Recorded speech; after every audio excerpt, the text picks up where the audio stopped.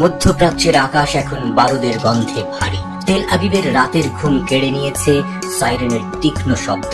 ইসরায়েলিরা আবারও বাংকার মুখী, প্রাণ বাঁচাতে মরিয়া। গর্তে লুকোনো ছাড়া তাদের কোনো উপায় নেই। কিন্তু প্রশ্ন হলো, কতদিন এই বাংকারের অন্ধকার তাদের রক্ষা করবে? ইরানের হুঙ্কার স্পষ্ট, হয় বাংকারে ঢুকে ঢুকে মরো, নয়তো ফিরে যাও নিজেদের পূর্বপুরুষের দেশে। বুধবার সন্ধ্যায় ইরানের সশস্ত্র বাহিনী শুরু করেছে অপারেশন ট্রু প্রমিস 3 এর নতুন অধ্যায়। ইসরায়েল অধিকৃত ভূখণ্ডে আছড়ে পড়ছে একের পর এক অত্যাধুনিক ক্ষেপণাস্ত্র।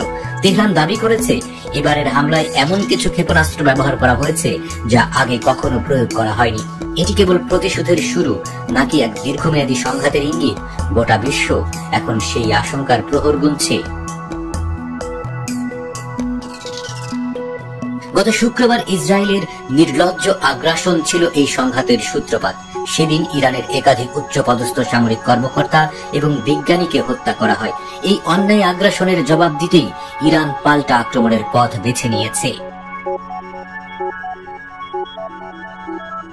বুধবারের হামলার ঠিক আগে ইরানের সর্বোচ্চ নেতা আয়াতুল্লাহ আলী খামেনি এক কঠোর বার্তা দেন। তিনি বলেন, ইরান কখনোই কোনো চাপ বা আগ্রাসনের সামনে মাথা নত করবে না।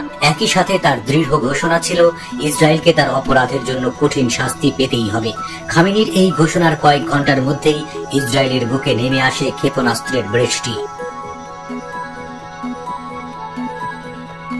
সামাজিক যোগাযোগ মাধ্যমে ছড়িয়ে পড়া ভিডিও এবং ছবিতে দেখা গেছে ইরানের বিভিন্ন প্রান্ত থেকে উৎক্ষেপিত ক্ষেপণাস্ত্রগুলো ইসরায়েলের বহুস্তর বিশিষ্ট বিমান প্রতিরক্ষা ব্যবস্থাকে ভেদ করে সুনির্দিষ্ট লক্ষ্যবস্তুতে আঘাত হানছে।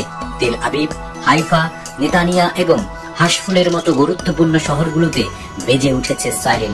আতঙ্কিত ইসরায়েলিরা আবারও আশ্রয় নিয়েছে তাদের ভূগর্ভস্থ বাংকারগুলোতে।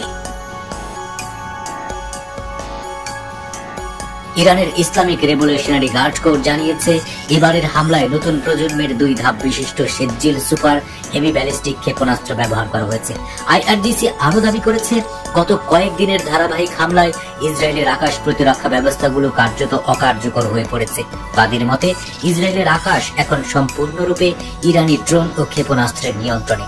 এই দাবি যদি সত্য হয়, তবে ইসরায়েলের জন্য এটি এক চরম অশনি সংকেত। ইরানের সামরিক বাহিনীর প্রধান মেজর জেনারেল সাইদ আব্দুল রহিম মুসাভি এক বিস্ফোরক মন্তব্য করেছেন। তিনি বলেছেন, এ পর্যন্ত চালানো সব হামলা ছিল কেবল সতর্কবার্তা, আসল প্রতিরোধমূলক অভিযান এখনো বাকি।